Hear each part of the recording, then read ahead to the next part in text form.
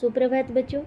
आज हम कक्षा 6 के भूगोल विषय का पाठ 8 भारत, जलवायु, वनस्पति तथा वन्य प्राणी का पहला प्रकरण मौसम के बारे में पढ़ेंगे।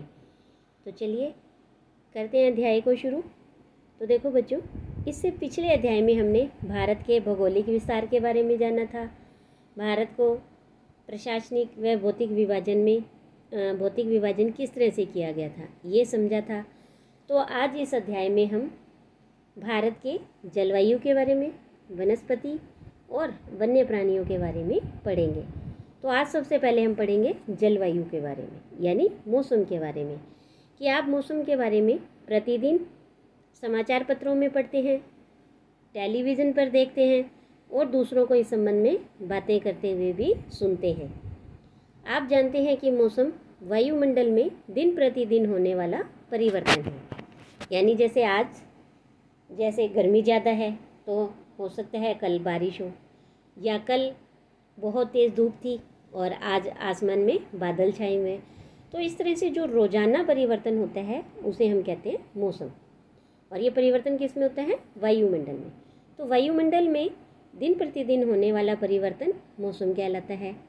अब इसमें तापमान, वर्षा और सूर्य की विकिरण इत्यादि शामिल हैं।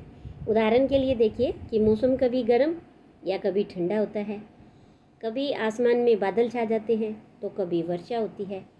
तो आपने ध्यान दिया होगा कि जब बहुत दिनों तक मौसम गर्म रहता है तब आपको ऊनी वस्त्रों की आवश्यकता नहीं पड़ती है।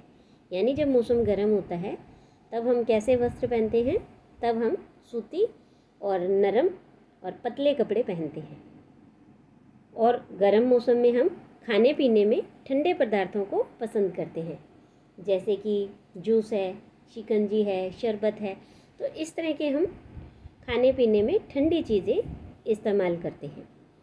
इसके विपरीत ऐसे भी दिन होते हैं जब आपको ऊनी वस्त्रों के बिना ठंड लगती है, यानी मौसम कैसा है? सर्दी का है। और ऐसे मौसम में ठंडी और तेज़ हवाएं चलती हैं और इन दिनों में आप गर्म चीज़ें खाना पसंद करते हैं, जैसे चाय है, कॉफ़ी है, गरम पकोड़े हैं, सूप है।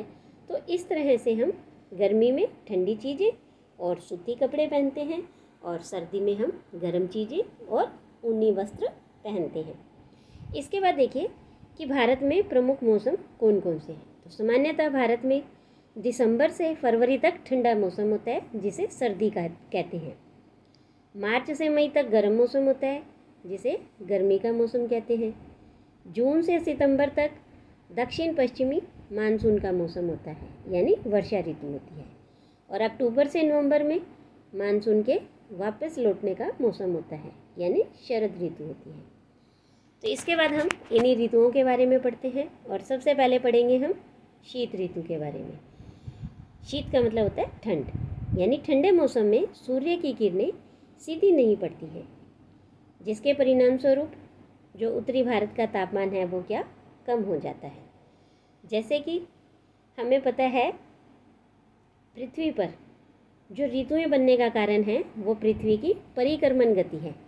जैसे कि ये सूर्य है और पृथ्वी सूर्य के चारों ओर चक्कर लगाती है, इसके कारण ही ऋतुएं बनती हैं। जब जो पृथ्वी का उत्तरी गोलार्ध है, जब सूर्य की किरणें यहाँ सीधी नहीं पड़ती हैं, तिरछी पड़ती हैं, तो उस समय क्या है? यहाँ पर शीत ऋतु होती है। इसके बाद देखिए दूसरी ऋतु है ग्रीष्म ऋतु।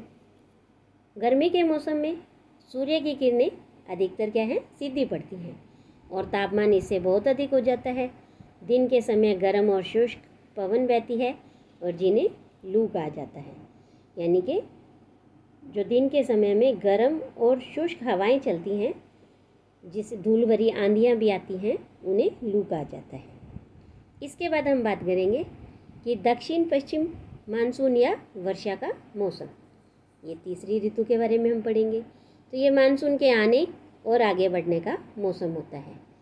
इस समय जो पवन यानी हवाएं हैं वो बंगाल की खाड़ी और अरब सागर से स्थल की ओर बहती हैं। जब वे इसे मानचित्र में देखते हैं कि जैसे ये देखिए, ये अरब सागर है और ये बंगाल की खाड़ी है। जब यहाँ से ये हवाएं इस तरह से स्थल यानी ज़मीन की ओर बहती हैं तो ये अपने साथ क्या नमी भी लाती हैं। समुद्र के पानी के अंदर जो हवा के साथ नमी भी आती है, और जब ये हवाएं हैं वो इधर यहाँ पहाड़ों से टकराती हैं तब यहाँ वर्षा होती है। तो इस तरह से जो दक्षिण और पश्चिमी मानसून है वो उनके आगे बढ़ने का समय होता है।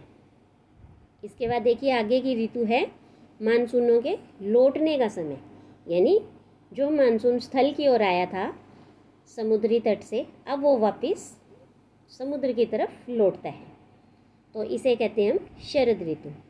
इस समय जो पवन है वो स्थल भागों से लौटकर बंगाल की खाड़ी की ओर बहती है, और यह मानसून के लौटने का मौसम होता है। यह भारत के दक्षिणी भागों में विशेषकर तमिलनाडु और आंध्र प्रदेश में इस मौसम में वर्षा करती है। तो ये देखिए कि इस मानचित्र में देखिए कि इस तरह से दक्षिण और पश्चिम से हवाएं चली, स्थल की ओर बही, पर्वतों से टकराई और यहाँ बारिश हुई। ये तो हुआ वर्षा का मौसम। और फिर ये हवाएं यहाँ से वापस स्थल से बंगाल की खाड़ी की ओर चलती हैं। जब ये यहाँ से वापस जाती हैं तो यहाँ उड़ीसा और तमिलनाडु में वर्षा करती है, और ये होती है, इसे कहते हैं हम शरद ऋतु।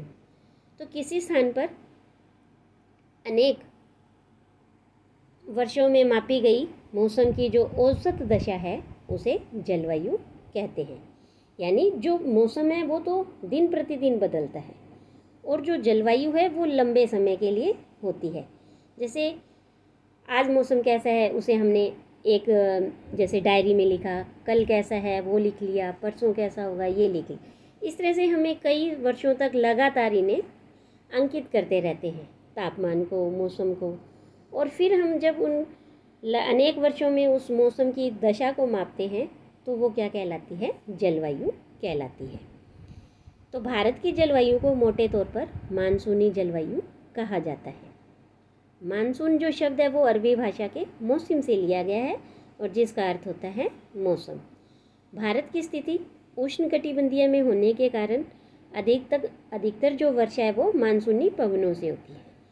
भारत में कृषि है वो वर्षा पर निर्भर है, और अच्छे मानसून का मतलब होता है पर्याप्त वर्षा होना तथा प्रचुर मात्रा में फसलों का उत्पादन होना। ये अच्छी बारिश होगी तभी फसलें हैं वो अच्छी उत्पन्न होंगी, और इसे अच्छी बारिश का होने को कहा जाता है कि मानसून अच्छा है।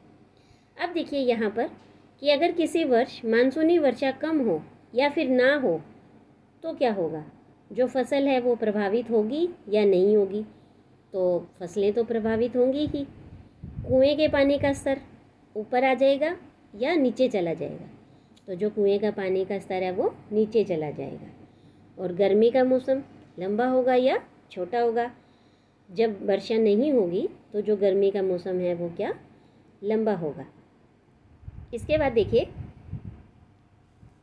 किसी स्थान की जलवायु उस स्थान की स्थिति, ऊंचाई और समुद्र से दूरी तथा उच्चावच पर निर्भर करती है।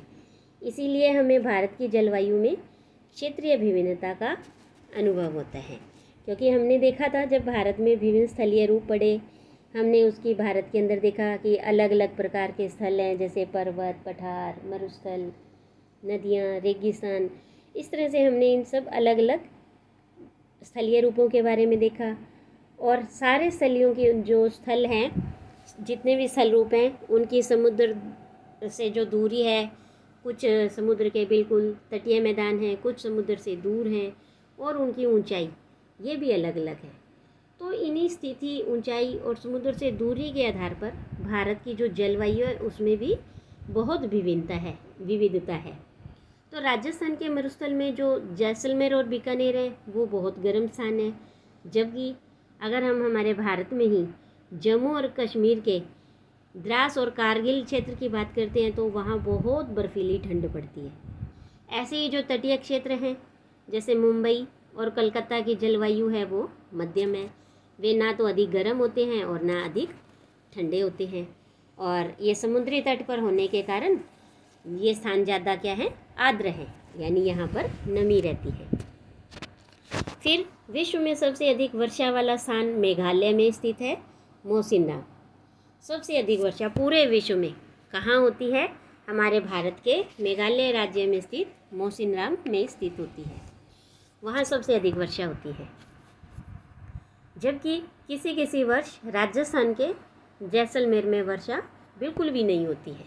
कभी कभी तो ऐसा होता है, कई बार ऐसा वर्ष भी आता है कि जब जैसलमेर में बिल्कुल भी बारिश नहीं होती है। अब देखिए, इसके बाद हम पढ़ेंगे प्राकृतिक वनस्पति के बारे में। और प्राकृतिक वनस्पतियाँ कौन सी हैं, वन्य जीव जंतु कौन से हैं, इन वन्य प्राणियों के बारे में हम अगली वीडियो में पढ़ेंगे। आज के लिए इतना ही। धन्यवाद।